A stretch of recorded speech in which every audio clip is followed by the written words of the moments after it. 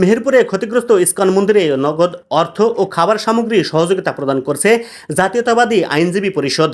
আজ শনিবার 10 আগস্ট সকাল 11টার সময় মেহেরপুর জাতীয়তাবাদী আইনজীবী পরিষদ জেলা ইসকনের সভাপতি সুমন মহারাজার হাতে নগদ 35,000 টাকা ও 5 কেজি চাল, 5 কেজি তেল, ডাল সহ বিভিন্ন খাদ্য সামগ্রী সহায়তা প্রদান করে। এ সময় জাতীয়তাবাদী আইনজীবী পরিষদের ভারপ্রাপ্ত সভাপতি আদিল করিম, সাধারণ সম্পাদক মারুফ আহমেদ বিজন, পৌর বিএনপির সভাপতি জাহাঙ্গীর বিশ্বাস সহ জাতীয়তাবাদী আইনজীবীর অন্যান্য সদস্যরা উপস্থিত ছিলেন।